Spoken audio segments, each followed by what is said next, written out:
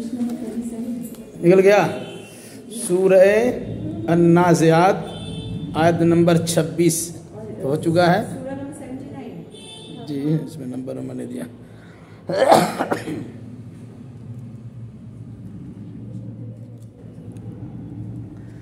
अल्हम्दुलिल्लाहि रब्बिल आलमीन वस्सलातु वस्सलामु अला अशरफिल अंबिया वल मुरसलीन नबिय्यिना मुहम्मदिन व अला आलिहि व अस्हाबिहि अजमईन। अऊज़ु बिल्लाहि मिनश शैतानिर रजीम। बिस्मिल्लाहिर रहमानिर रहीम। अअंतुम अशद्दु खल्क़न अमिस समाउ बनाहा रफ़अ समकहा फसव्वाहा व अग़तश लैलहा व अख़रज दुहाहा वल अर्द बअद ज़ालिक दहाहा अख़रज मिन्हा माअहा व मरआहा वल जिबाल अरसाहा मतअन लकुम व लिअनआमिकुम। सूरह नाज़ियात में 2 रुकू है। एक रुकू 1 से लेकर 26 आयतों पर मुश्तमिल है। इससे पहले वो सबक पढ़ाया जा चुका है। आगे दूसरी रुकू से मुताल्लिक आज हम कुछ बातें मालूम करेंगे। अंतुम, अ मतलब क्या, अंतुम मतलब तुम, अशद्दो सख्त शदीद, खल्कन पैदाइश, लिखना है तो लिख सकती हो।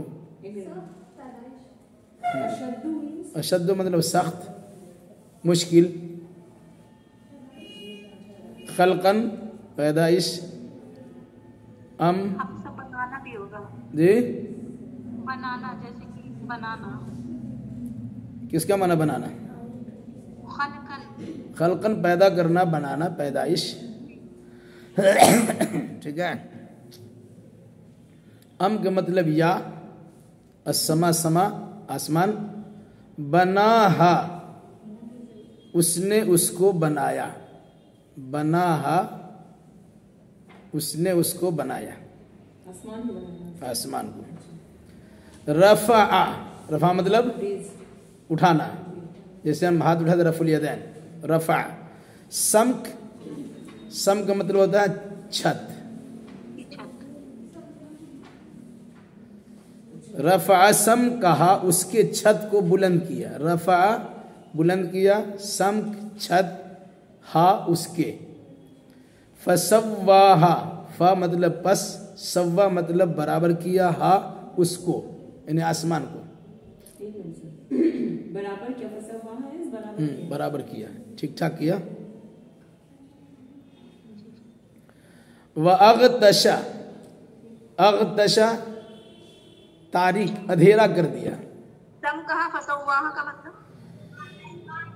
बुलंद किया उसके छत को, फिर उसको ठीक ठाक किया, बराबर किया। अग़तशा तारीख, तारीख किया यानी अंधेरा बना दिया। लैलहा उसकी रात को,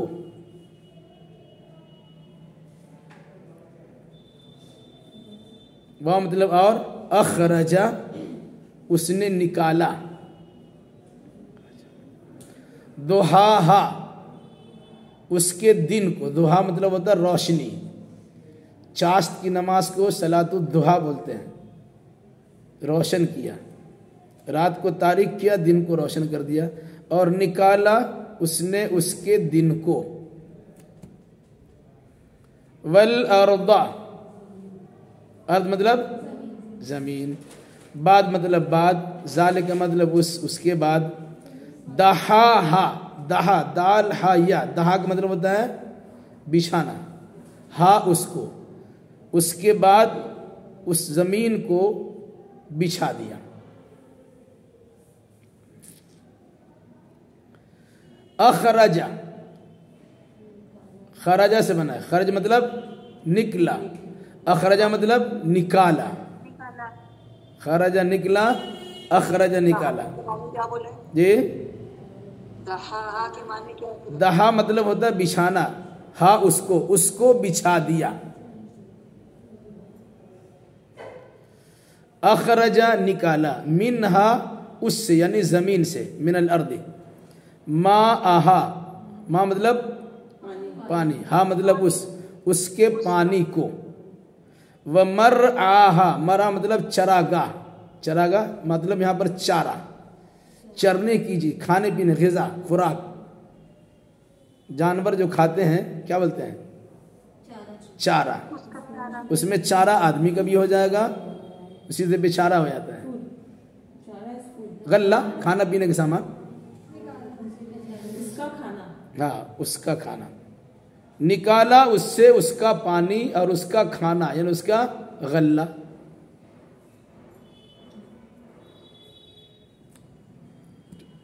वल जिबाला, वह मतलब और, जिबाल मतलब पहाड़, जबल की जमा जिबाल, पहाड़। अरसाहा, अरसा गाड़ दिया, हा उसको, पहाड़ उसको गाड़ दिया, जमीन में पहाड़ को खूंटी की तरह ठोक दिया। मताअल लकुम, मताअन मतलब फायदा, लकुम तुम्हारे लिए, तुम्हारे फायदे के लिए। वली अनआमिकुम, अनाम चौपाया, मवेशी, जानवर, और तुम्हारे चौपाया जानवर के लिए, यानी तुम्हारे मवेशी के लिए। निकाला तुम्हारे फायदे के लिए, तुम्हारे फायदे के लिए, और तुम्हारे मवेशी के फायदे के लिए। मवेशी मतलब जानवर, तुम्हारा फायदा और तुम्हारे जानवर के फायदे के लिए। फ़इज़ा, पस जब, जाअत, जाआ, जाआ, जाऊ, जाअत, जाअत मतलब आई, मुअन्नस कैसे का, क्यों, उसके बाद लफ्ज़ है अत्तामतुल कुबरा। अत्तामा का मतलब होता है तामत, हंगामा या हादसा, आफत, बड़ी आफत को ताम्मा कहते हैं, तालिफ मीम हा, ताम्मा। कुबरा और उसकी सिफत भी बताएगी, कुबरा बड़ी, ताम्मा आफत, हंगामा। फ़इज़ा जाअति ताम्मतुल कुबरा, फिर जब आएगी बड़ी आफत, जब आएगा बड़ा हंगामा, ताम्मा आफत, हंगामा, कुबरा बड़ी या बड़ा। यौमा उस दिन, यतज़क्करु याद करेगा, भूली बातें आदमी अपने जहन में लाएगा।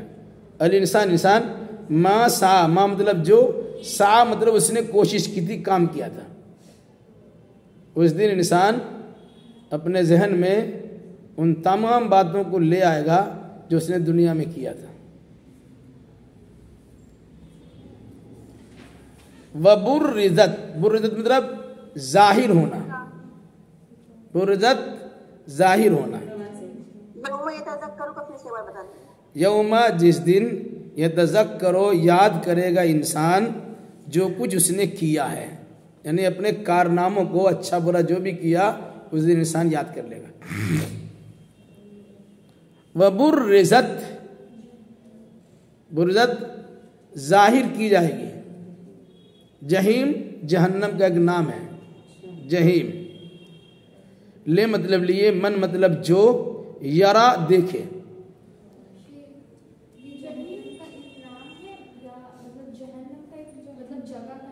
नहीं, जहन्नम का नाम कई नाम है, जहन्नम नाम है, जहीम नाम है, सब, और सकर नाम है, वगैरह वगैरह, वैल नाम है, उसके कई नाम।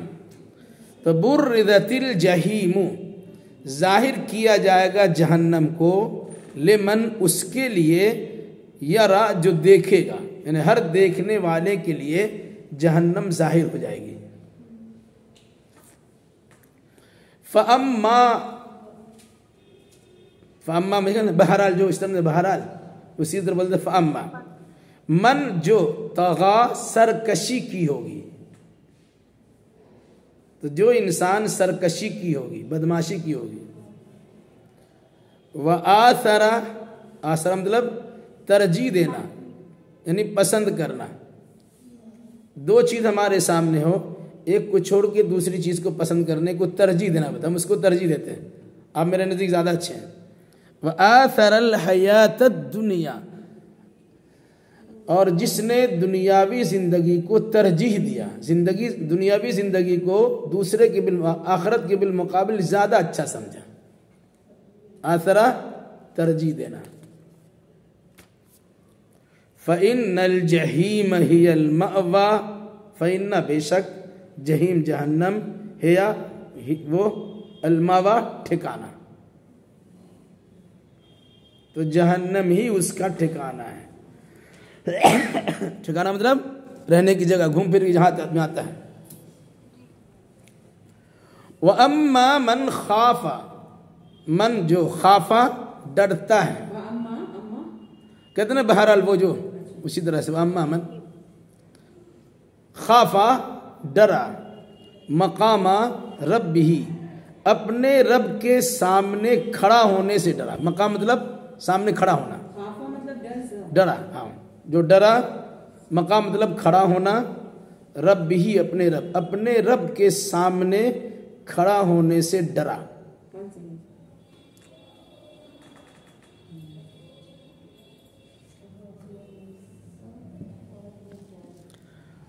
वनहन नफ्स अनिल हवा, नहा मतलब रोका, मना किया, उसी से नहीं है। नहीं अम्र बिल मारूफ व नहीं अनिल मुनकर, अम्र मतलब हुक्म देना, नहीं मतलब मना किया, रोके रखा। नहा रोके रखा, नफ्स अपने आप को, अपने नफ्स को, अन मतलब से, हवा मतलब ख्वाहिशात, और रोके रखा अपने नफ्स को ख्वाहिशात से।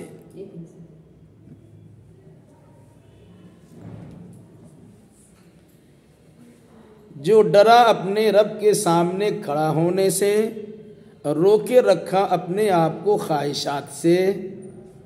फ़इन्नल जन्नत हियल मअवा, जन्नत मावा मतलब ठिकाना। ठीक। यसअलूनका, सअला मतलब पूछना, सवाल करना। सअला यसअलू, यसअलूनका असल में है अलग अलग। यसअलू वाहिद है, यसअलूना वो लोग पूछते हैं का, आपसे, तुमसे अलग। यसअलूना का सवाल करते हैं आपसे, अनिस्साआ क़यामत के बारे में, अय्याना कब, क़यामत घड़ी, वक्त, घड़ी को भी सा बोलते हैं, वक्त और सा, क्योंकि क़यामत की घड़ी है। अय्याना मतलब कब। मुरसाहा, मुरसा मतलब होता है ठहरने की जगह, वाक़े होने की जगह।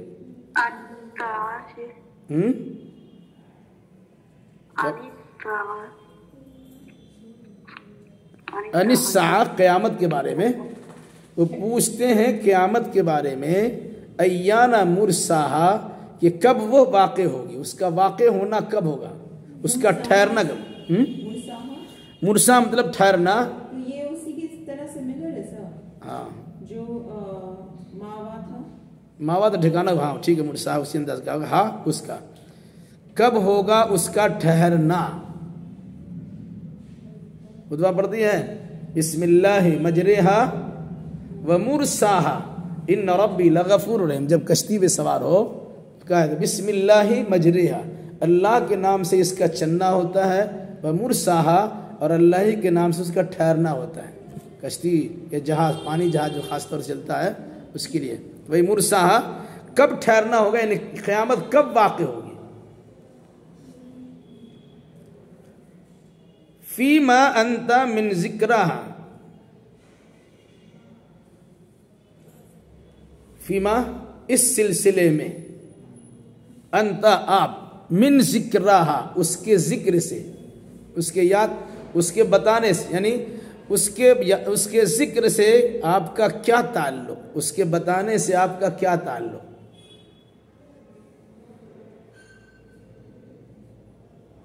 फीमा का क्या बताना चाहते हैं?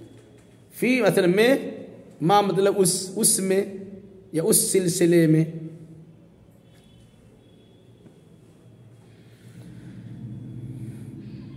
जिक्र याद करना, हा उसका बताना, उसका याद करना।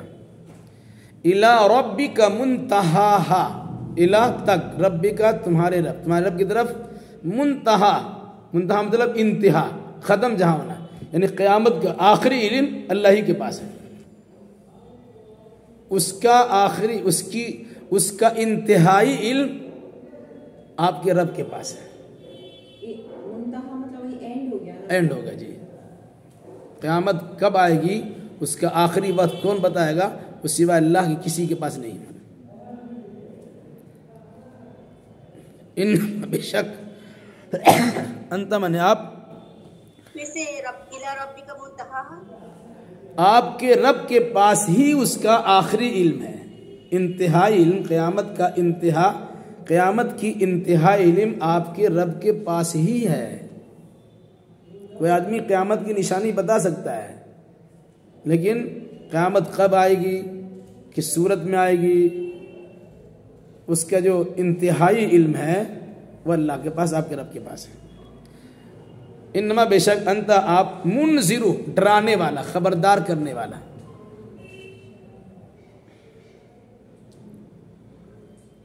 मन जो, यख्शाहा, खशिया यख्शा डरता है उससे,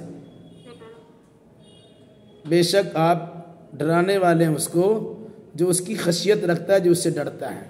खशा यख्शा, खशिया यख्शा, हा उससे।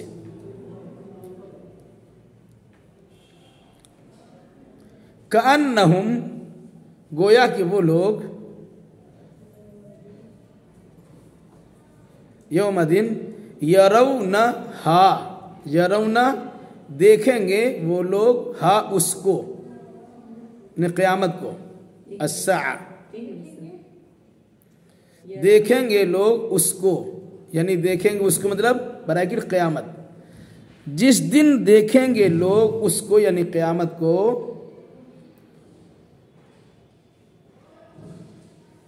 तो बराकिर तो गुमान करेंगे। लम यलबसु, लम यल, लबे से यलबस मतलब होता है ठहरना, नहीं ठहरे वो लोग इस दुनिया में, इल्ला मगर, अशियतन, लम नहीं, हाँ लम नहीं, लम यलबसु नहीं ठहरे,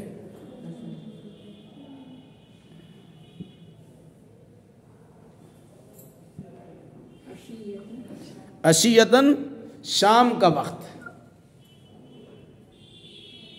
दुहाहा उसके सुबह का वक्त,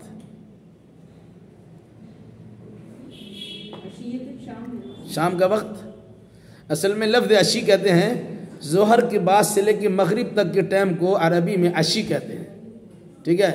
और सूरज के निकलने के बाद से लेकर के जोहर से पहले तक के टाइम को दुहा बोलते हैं। अच्छा, जोहर से मगरिब तक अशी, अशी, और सूरज निकलने के बाद से लेके जोहर तक के लफ्ज़ को, जोहर तक के लिए दुहा बोलते हैं। इसी फजर के बाद से ना? फजर के बाद, फजर बाद में सूरज निकलने के बाद से, ये मॉर्निंग में हो गया। जोहर के पहले तक या बाद? पहले तक, जोहर तक, जवाल से पहले पहले तक जोहा है, जवाल के बाद अशी शुरू हो जाता है, जिसको हम लोग दोपहर कहते हैं और बाद में सेपहर कहते हैं। अब लोग क्या है, AM और PM है, PM होता है 12 के बाद से, 12 के बाद PM होता है ना, उससे पहले AM होता है, वही है। चलिए, बिस्मिल्लाहिर्रहमानिर्रहीम। अअंतुम अशद्दु खल्क़न अमिस समाउ बनाहा। अल्लाह के नबी सल्लल्लाहु अलैहि वसल्लम ने जब लोगों को समझाया कि क़यामत आने वाली है, तो लोगों ने इनकार कर दिया कि मरने के बाद हम कैसे दोबारा ज़िंदा किए जाएंगे। ये आसमान का निज़ाम है, ये ज़मीन का निज़ाम है, ये पहाड़ है, ये समा है, ये सारी चीज़ें हैं, तो इसके बिलमुकाबिल हम तो, हमारा तो हाल यह कि मिट्टी में मिल जाएंगे, सरगल की हड्डी हो जाएंगे, बोसीदा रेजा रेजा चूरा चूरा हो जाएंगे, सब खत्म है, हम दोबारा कैसे ज़िंदा किए जाएंगे। उसको समझाने के लिए कुरान ने कहा, अअंतुम अशद्दु खल्क़न, क्या तुम्हारा पैदा करना मुश्किल व दुश्वार, ये सख्त है, अमिस समाउ बनाहा, यह आसमान को पैदा करना दुश्वार है जिसको अल्लाह ने बनाया है। आसमान कितनी बुलंदी पर है, कितनी ऊंचाई पर है। उस आसमान को बनाना आसान है या तुम्हारा बनाना आसान है? ज़ाहिर सी बात है, इंसान तो मामूली सा है, छोटा सा है, जबकि उसका फरमा भी तैयार हो चुका है, एक बार पैदा भी हो चुका है, दोबारा उसी फरमा के मुताबिक इसको तैयार कर देना है, मुश्किल कौन सी बात है। तो समझाया कि तुम अपने आप को देखो और इतना बड़ा निज़ाम कायनात को देखो कि पूरी दुनिया को इहाता किए हुए आसमान है, कितना बड़ा आसमान है। उस आसमान को अल्लाह आसानी से बना सकता है, तो तुम तो उसके मुकाबले में चूंटी के बराबर हो, तुम्हारा बनाना कितना आसान होगा। तो कहा क्या तुम्हारा पैदा करना मुश्किल है या आसमान को पैदा करना मुश्किल है जिसको अल्लाह तबारक व तआला ने बना दिया है। फिर रफ़ा सम कहा फसव्वाहा, उसने उसकी छत को बुलंद किया है जहाँ तक इंसान अभी पहुँचा ही नहीं है। साइंसदानों की पहुँच वहाँ तक नहीं हुई है। जितने सूरज है और चांद है और सितारे हैं वो सब बहुत नीचे हैं। दिखता है कि आसमान में लगा हुआ है और आसमान को मुज़य्यन करके रखा है, लेकिन आसमान से बहुत नीचे है। अभी तक साइंसदान आसमान तक पहुँचे नहीं है। और अल्लाह तबारक व तआला ने अपने नबी मोहम्मद सल्लल्लाहु अलैहि वसल्लम को 7वां आसमान की बुलंदी पे चढ़ा दिया और जन्नत व जहन्नम का नज़ारा और सैर भी करा दिया। इसका मतलब है कि आदमी एक न एक दिन आसमान तक पहुँचेगा। अल्लाह के नबी सल्लल्लाहु अलैहि वसल्लम पहुँच के गोया रास्ता दिखा दिया। कहा रफ़अ सम कहा फसव्वाहा, उस अल्लाह ने इस आसमान की छत को बुलंद किया और फसव्वाहा फिर ठीक ठाक किया। जैसे मान ली आदमी बिल्डिंग बनाता है, पहले एक मरतबा कई तल्ला छत ढाल देता है, फिर उसके बाद आहिस्ता आहिस्ता उसमें प्लास्टर होता है और उसका फिनिशिंग का काम करता रहता है। इसलिए अल्लाह ने कहा जिस अल्लाह ने आसमान को बनाया है उसी अल्लाह ने उसकी छत को ऊंचा भी किया है और साथ साथ फिर उसको बराबर सराबर भी किया है। किस जगह पर क्या लगना चाहिए, किस अंदाज से उसके मोड़ होना चाहिए। ऐसे लगता है कि वो छतरी बना हुआ, पूरा आसमान हमारे सामने छतरी नुमा है, जहाँ जहाँ जाइए आप वैसे नजर आता है। तो उस अल्लाह ने उसकी छत को बुलंद किया और फिर उसे ठीक ठाक किया, बराबर सराबर किया। वअग़तश लैलहा वअख़रज दुहाहा, उस अल्लाह ने इसकी रात को तारीक किया, अंधेरा बना दिया। अब कहिएगा कि आसमान से रात का क्या लेना देना है, जबकि सूरज हो कि चांद हो कि तारा सब तो नीचे है, लेकिन ये अंधेरा होना या रोशनी होना आपको ऊपर ही से दिखाई देता है। इस मुनासिबत से आसमान की तरफ उसकी इजाफत की गई, आसमान की तरफ उसको मंसूब किया गया। क्या फरमाया, अग़तशा, तारीक कर दिया, लैलहा, इसकी रात को, यानी सूरज को की रोशनी को छीन लिया। नतीजे के तौर पर जब सूरज डूबता है तो अंधेरा छा जाता है। अग़तशा मतलब छुपा देना या तारीक कर देना, छुपा दिया उसकी रात को। जब रात छुपेगी तो क्या होगा, वअख़रज दुहाहा, और निकाल दिया उसके दिन को। जब अल्लाह ताला रात का पर्दा दिन पे डाल देता है, ठीक है, तो दिन छुप जाता, रात चली जाती। फिर जब अल्लाह तबारक व तआला दिन निकालना चाहता है तो दिन को उसे निकालता है और फिर रात की तारीकी छा देता है। उसी कुरान ने कहा अग़तश लैलहा, उसकी रात को तारीक कर दिया, इन्हें अंधेरा छा दिया, रात हो गई। फिर वअख़रज दुहाहा, फिर उसी ने उसके दिन को उससे निकाल दिया। ये रात और दिन का जो आना जाना है, ये दर हकीकत आदमी को क़यामत के दिन उठने को याद दिलाना है। कैसे? इसी वजह से इंसान जब सोता है तो आप सोने के वक्त में एक दुआ पढ़ती हैं, दुआ सुनो, सोने की दुआ, अल्लाहुम्मा बिस्मिका अमूतु व अहया, ऐ अल्लाह मैं तेरे नाम से मरती हूँ और तेरे नाम से जिंदा होंगी। इन्हें पढ़ दिया आप। अमू तो मैं मरता हूँ, मैं मरती हूँ, मुज़क्कर मुअन्नस दोनों के लिए मुतकल। अमू तो व अहया, जिंदा होना, हई जिंदा होना, अहया तेरे ही नाम से मैं जिंदा हूँगा या जिंदा होंगी। वह हर दिन इंसान जब सोता है तो मौत को याद करके सोता है, और फिर उसके बाद सुबह जब बेदार होता है क्या दुआ पढ़ती हो, अल्हम्दुलिल्लाह, अल्लाह के लिए तारीफ, जिसने हमें जिंदा किया, हमें मार देने के बाद, अहयाना, जिंदा किया हमें, बाद अमा अमातना, हमें मार देने के बाद।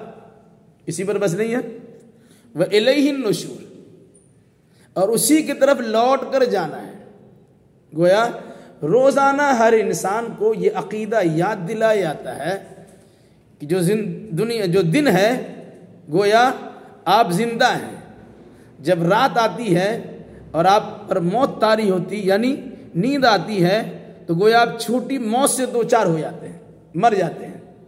तो रोजाना रात दिन में इंसान को अकीदा याद दिलाया जाता है कि रोजाना इंसान मरता भी है और रोजाना इंसान जीता भी है। तो जब रोजाना अल्लाह ताला ये काम कर सकता है, तो एक बार की सारे इंसानों को और सारे जिन्नातों को, सारी कायनात को क़यामत के दिन जिंदा करना चाहे, ये कौन सी ताज्जुब की बात है। इसलिए फरमाया अग़तश लैलहा व अख़रज दुहाहा, जिसने उसकी रात को तारीक कर दिया और उसके दिन को उजाला कर दिया। दिन पे तारीकी छा दिया, रात हो गई, उसकी तारीकी को छाड़ दिया तो दिन हो गया। ये रात और दिन की आमद, जिसको कहते हैं गर्दिशे लैलो नहार, अच्छी उर्दू में बोलते हैं गर्दिशे लैलो नहार, रात और दिन का आना जाना, ये क़यामत के वाक़े होने पर एक अजीम निशानी है, जिसका तज़किरा पढ़ा लिखा इंसान, अहले ईमान, रोज़ाना ये कह के करता है कि मैं मरता हूँ और मैं जीऊँगा। और जब जी गया तो कहता है कि अल्लाह का शुक्र है कि अल्लाह ने मौत के बाद हमें ज़िंदगी बख्शी है। इसी पर बस करने की वजह कहा कि जिस तरह रोज़ाना ऐसा तुम करते हो और समझते हो, वैलही नुशूर का अक़ीदा याद रखो, उस अल्लाह के पास एक दिन लौटाए जाओगे। तो गोया रोज़ाना इंसान मरता है और रोज़ाना जीता है। तो क़यामत के वाक़े होने पर एक ऐसी दलील है जिसको इंसान रोज़ाना समझता है। नुशूर का क्या मीनिंग है? नुशूर मतलब जमा होना, नश, अल्लाह के पास जमा हो जाना। वह इलैहि नुशूर, उसी अल्लाह के पास हमको हाजिर होना है, जमा होना है।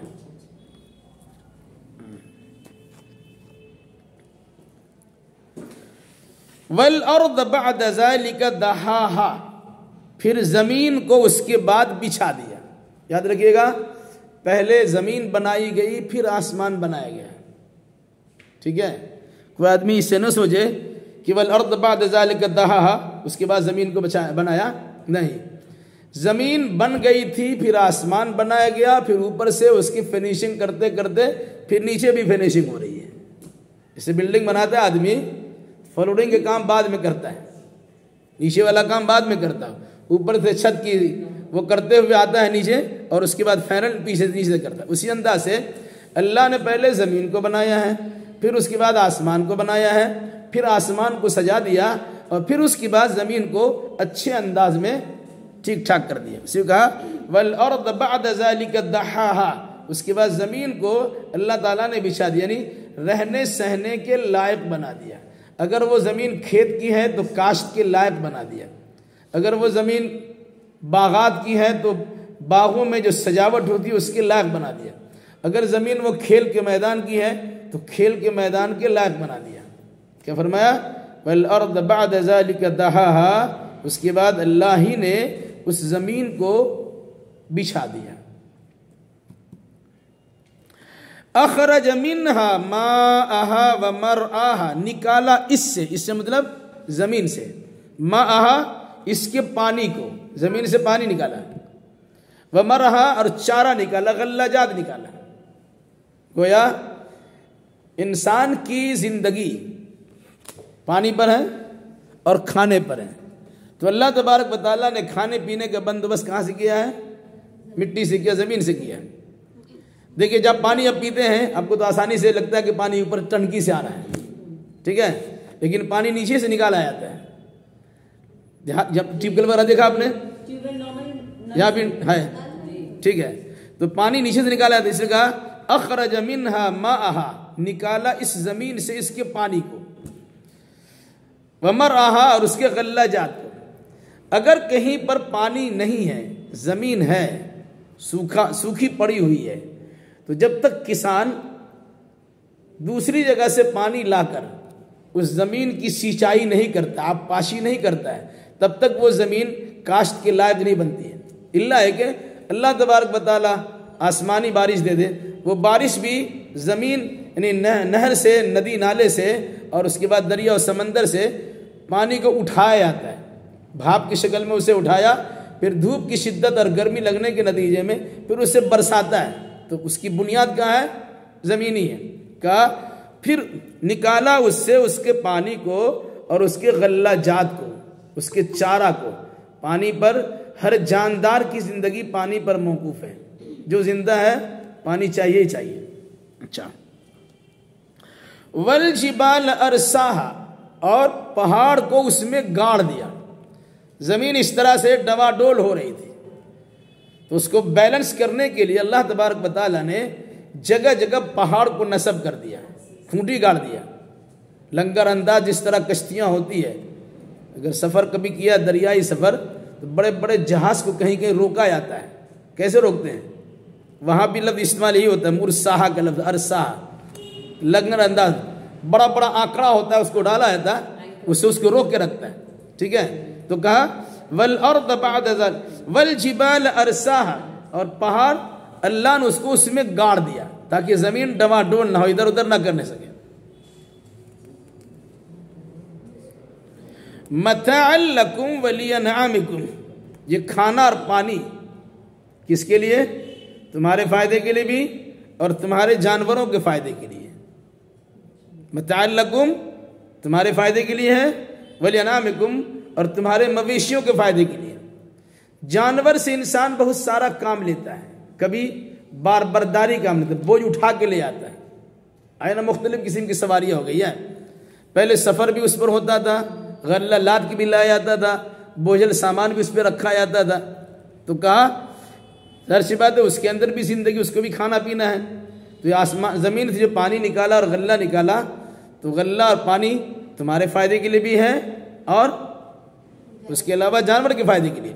इसी अंदाज से उस ज़मीन पे जो अल्लाह ने पहाड़ को गाड़ दिया है, वो भी तुम्हारे फ़ायदे के लिए है और तुम्हारे जानवर के फ़ायदे के लिए। वरना ऐसा लगा एक तरफ जानवर इंसान चला गया तो धंस भी जाएगा। तो अल्लाह ने उसको बैलेंस इस तरह करा दिया कि इधर जाओ किधर जाओ, उसको तो अल्लाह ताला ने पीलर के जरिए यानी खूंटी के जरिए, पहाड़ की खूंटी के जरिए बिल्कुल बराबर सराबर करके रखे हुए, आप जिधर जाइए वो आपका मामला है। फ़इज़ा जाअत अत्ताम्मतुल कुब्रा। अच्छा, ये पहले याद दिलाया क़यामत के बारे में। एक तो इंसान सोता जागता है, उससे क़यामत पर दलील ली गई। ठीक है। दूसरा, इंसान खेती बाड़ी करता है, गल्लाजात पैदा करता है, किसान ज़मीन की आबपाशी करता है, कोड़ता और जोतता है और उससे निकालता है। कहा ये भी क़यामत के वाक़े होने की एक दलील है। कैसे? आदमी जब खेती करता है तो पहले ज़मीन को कोड़ देता है, जोतता है, काश्त के लायक बनाता है। उसके बाद उसके घर में जो दाना और बीज होता है उसे छीड़ देता है। कभी देखा खेती करते हुए? नहीं है।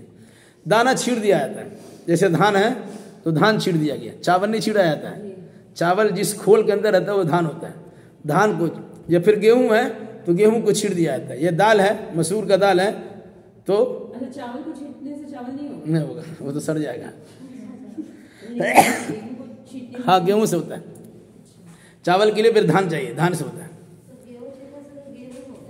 हाँ, गेहूं से गेहूं होता है, धान से चावल होता है। और मुख्तलिफ किसी में दाल है, दाल का छिलका उतार के दीजिएगा, उतार के तो फिर उससे कुछ नहीं होगा, वो छिलके के साथ। जैसे मसूर है छिलके के साथ जाएगा, मूंग का दाल है छिलके के साथ जाएगा। गेहूं भी तो उसमें आता है, वो गेहूं उसकी सीधा डालना पड़ेगा। हाँ, डालना होगा, उसको डाल दिया। फिर जानवरों से, परिंदों से, चिड़िया वगैरह से बचाने के लिए आदमी करता क्या है, उस मट्टी के जरिए से उस गल्ला को और बीज को ढाँप देता है। अगर छोड़ दिया जाए तो सब खा खत्म कर देंगे, ढाँप दिया।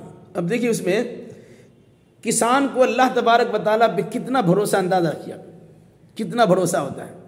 एक तो अपने घर से सामान निकाला और मट्टी में फेंक दिया, फिर उसके बाद अगर देखते कि कुछ लगे यहाँ पर सामान मौजूद है, उसको अपनी निगाहों से ओझल कर दिया, ढाँप दिया। अब इंसान अल्लाह तबारक व तआला पे भरोसा करता है।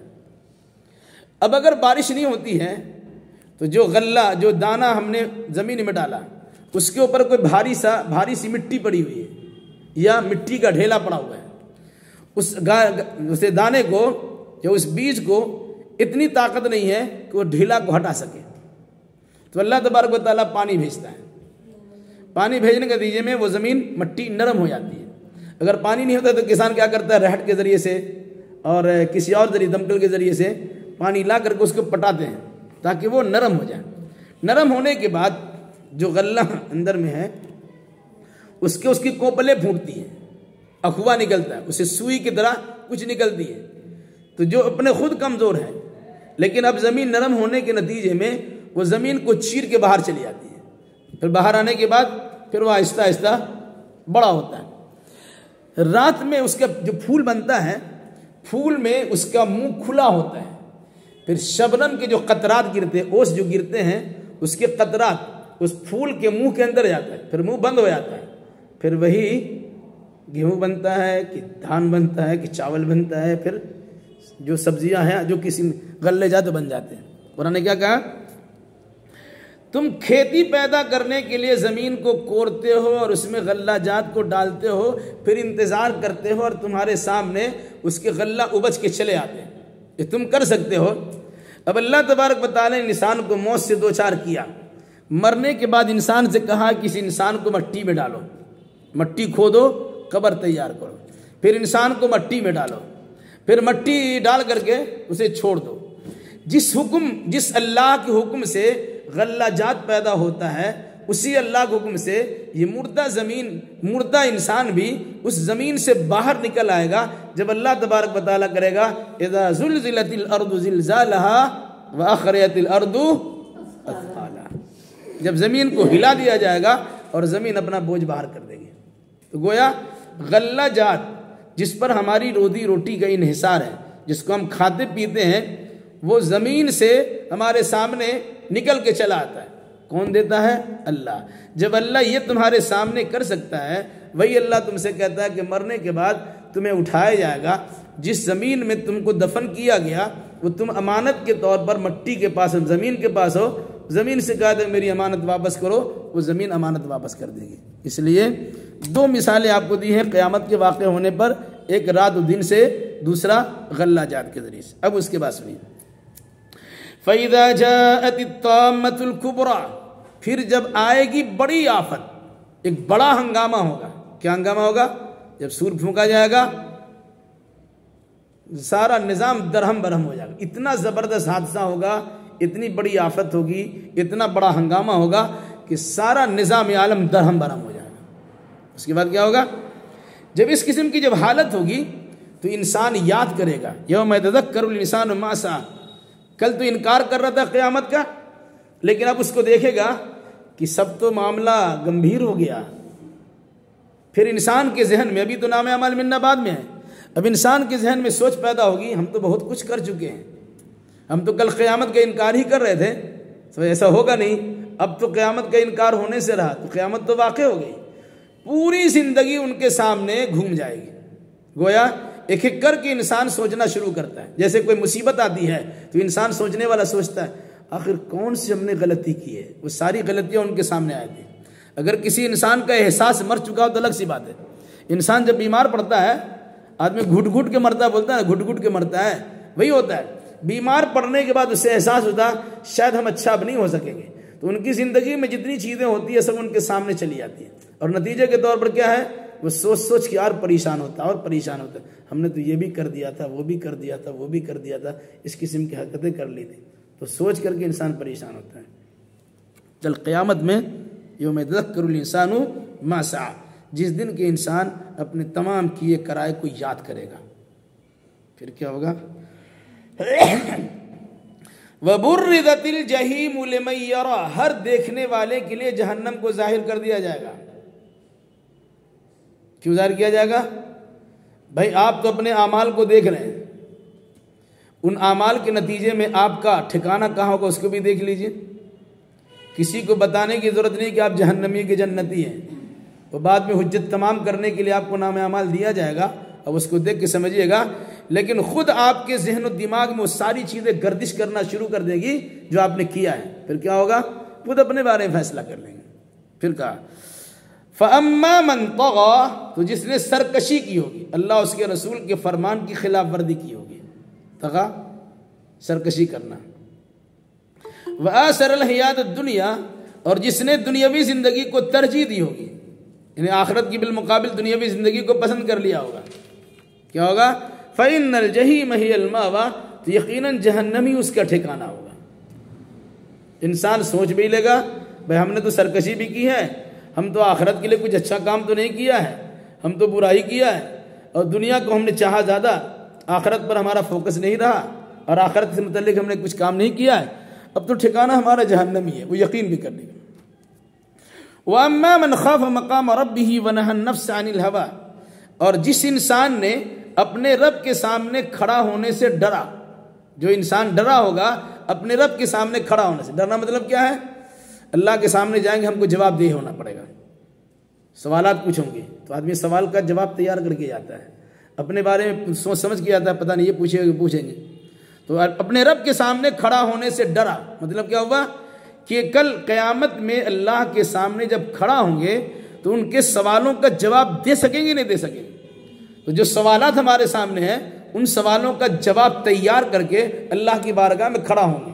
खड़ा होने का जिसको यकीन होगा वो तैयारी भी करेगा। दूसरा, वनहन नफ्स अनिल हवा, और उसने अपने नफ्स को ख्वाहिशात नफसानी से रोका, गलत चीज़ों से अपने आप को रोके रखा। जो इंसान बुराई से बचता है वो दर हकीकत अल्लाह से डरता भी है। जिस इंसान से अल्लाह का डर ख़त्म हो जाता है वो कुछ भी करता है। जो डर गया वो मर गया आदमी से, लेकिन जो अल्लाह तबारक व तआला से डरेगा वो इंसान अल्लाह के सामने खड़ा होने के लिए अपने आप को पेश करने की कोशिश भी करेगा। तो दुनिया में वो तमाम हरकतें जिससे अल्लाह के सामने खड़ा होने की जुर्रत हमारी नहीं होगी, उन हरकतों से इंसान किनारा कशी इख्तियार करेगा, दूर रहेगा। हर वो अमल करने की कोशिश करेगा कि जिसके नतीजे में अल्लाह के सामने वो खड़ा हो सकता है, अल्लाह के सवालों का जवाब दे सकता है।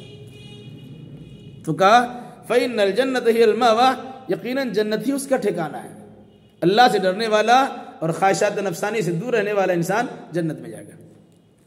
आखिर में कहा यसअलूनका अनिस्साअति अय्याना मुरसा, ए नबी ये लोग आपसे क़यामत के बारे में पूछते हैं कि क़यामत कब आएगी। आपने कहा क़यामत आएगी, अब उसका वक्त पूछते हैं, उसकी तारीख पूछते हैं, उसका साल पूछते हैं, उसका और कुछ पूछते हैं। फरमाया फ़ीमा अंत मिन ज़िक्रा, उसके जिक्र करने से आपका क्या ताल्लुक? अरे आपको बताना मकसद है, आपने कहा क़यामत आएगी, तुम तैयारी करो। अब कब आएगी वो अल्लाह तबारक व तआला को मालूम, हमारे इख्तियारी में नहीं है। उसका हकीकी इल्म तो अल्लाह के पास है। फरमाया इला रब्बिका मुंतहा, आपके रब के पास उसका इंतहाई इल्म है, आपके पास नहीं है। आप सिर्फ बता सकते हैं क़यामत आएगी, लेकिन कब आएगी उसकी तफसीली इल्म अल्लाह तबारक व तआला के पास है, किसी और के पास नहीं है। इसलिए अगर ये सवाल करते हैं अब उस चक्कर में मत पड़िए, उसके सवालों का जवाब देने के लिए अब परेशान मत होइए। उसका सवाल का जवाब देने से आपको क्या ताल्लुक है? कहा कह दिए कि इल्म है इंदा रब्बी, उसका इल्म तो मेरे रब के पास है। इन्नमा अंत मुनज़िरु मन यख्शाहा, बेशक आप तो उस इंसान को डराने वाले हैं जो उससे डरता है। मतलब आपके डराने से वही इंसान फैज़याब हो सकता है, फ़ायदा उठा सकता है जो इंसान अल्लाह तबारक व तआला से डरता है और क़यामत का खौफ रखता है। आप समझाते जाइए, नहीं समझेंगे हम, लेकिन अगर किसी इंसान के सामने ये ख्याल आ जाए कि अल्लाह के हमको जाना है, क़यामत के दिन अल्लाह की बारगाह में हाजिर होना है, तो जो इंसान उस क़यामत से डरेगा उस इंसान को अब खबरदार कीजिए तो फ़ायदा होगा। वैसे खबरदार करना तो हर एक के लिए आपका है। अब हर एक को समझाइए, काफिर हो कि मुशरिक हो, वही तो एक मुशरिक कोई भी हो, समझाना तो आपका काम है, लेकिन इससे फ़ायदा वही उठाता है जो क़यामत से डरता है। कअन्नहुम यौम यरौनहा, गोया कि वो लोग जिस दिन उस क़यामत को देख लेंगे, लम यलबसू, नहीं ठहरे, सोचेंगे कि नहीं ठहरे, इल्ला अशियतन औ दुहा, क़यामत के दिन 1000 साल के बराबर का एक दिन होगा। ठीक है, उस दिन के बिलमुकाबिल दुनियावी जो हमारी ज़िंदगी है, ऐसा लगेगा कि हम लगता है एक दिन भी नहीं ठहरे, एक दिन से कुछ कम ठहरे, बल्कि दो सुबह का वक्त ठहरे रहे या फिर शाम तक हमारी ज़िंदगी रही। आखिरत यानी क़यामत के दिन के मुकाबले में हमारी 100 साल, 50 साल, 70 साल, 75 साल की जो ज़िंदगी है, ऐसा लगेगा कि सुबह का वक्त था या शाम का वक्त था। जो इंसान मर जाता है, आलम बरज़ख से दूचार होता है, वहाँ की कैफियत का इल्म किसी को नहीं होता है। 309 साल तक अल्लाह ने असहाब कहफ को सुला दिया था, जिसका तज़किरा सूरह कहफ में। 309 साल जब जिंदा किया तो आपस से पूछा कितने दिन यहाँ पर थे? जवाब क्या था? लबिसना यौमन औ बाज़ यौम, एक दिन बल्कि उससे भी कुछ कम। हजरत उज़ैर जिनको यहूदियों का अल्लाह का बेटा है, एक बस्ती से गुजर तो कहा कि अल्लाह इस बस्ती को कैसे जिंदा करेगा। अल्लाह ने वही उनको मार दिया, 100 साल के लिए मार दिया। ठीक है, उनका खाना जो सड़ सकता था बचा रह गया, उनका गधा जो बच सकता था वो सड़ गया। फिर अल्लाह ताला ने उसे दोबारा जिंदा किया, देखो तुम्हारा खाना सही है, उसमें कुछ बदबू भी नहीं हुआ है, ये तुम्हारा गधा है, देखो हम इसको किस तरह जिंदा करते हैं। पूछा कम लबिस्ता, कितने दिन यहाँ ठहरे रहे? जवाब था 100 साल। क्या कहा? लबिस्त यौमन औ बाज़ यौम, का एक दिन उससे भी कुछ कम। यानी आलम बरज़ख की जिंदगी का एहसास किसी इंसान को नहीं है। मरने के बाद जब उठेगा लगे एक दिन भी ठहरे नहीं। अब अंदाजा लगाइए, जिस इंसान को अपने बारे में पता नहीं है कि कितना दिन तक यहाँ ठहरे रहे, उस इंसान के बारे में किसी का अकीदा ये होगा कि पूरी दुनिया की जरूरत पूरी कर सकता है, वो सुनता जानता है। कैसा अकीदा है? बुजुर्गों के बारे में ये अकीदत की खराबी है ना। वो कब्र में जिंदा है, वो देखते हैं और सुनते हैं, हमारी मदद को भी आते हैं। कुरान कहता है मरने के बाद पूछा जाएगा एक नबी से या अच्छे इंसान से जिसके वली होने का की शहादत अल्लाह ने दी है, उनसे पूछा जाएगा तो कहेंगे हम तो एक दिन भी ठहरे नहीं, एक दिन उससे कुछ कम ठहरे नहीं। गोया बरज़खी जिंदगी के हालात का अता पता खुद साहब बरज़ख वाले को नहीं है। जब उसको नहीं है तो हमारे हालात वो कैसे देख सकते हैं? अकीदे की दुरुस्ती ख्याल कीजिए। कान नहुम, गोया कि वो लोग यौम यरौनहा, जिस दिन उसको देखेंगे, लम यलबसु, गुमान करेंगे नहीं ठहरे, इल्ला अशियतन, शाम के वक्त, और दुहाहा, या सुबह के वक्त। यानी जितना सुबह का टाइम होता उतना ठहरे थे दुनिया में, या जितना शाम का वक्त उतना ठहरे थे दुनिया में। वह इस सूरह ने हमें याद दिलाया अपने करतूतों पर नजर सानी किया जाए और अपनी आखिरत को बनाने के लिए अच्छे अमाल की कोशिश की जाए। अल्लाह हमें और आपको और जुमला मुसलमानों को किताब सुन्नत की रोशनी में हकीकत हाल समझने समझाने, इसी मुनासिबत से अकीदा अमाल बजा लाने की तौफीक मरम्मत फरमाए। आमीन।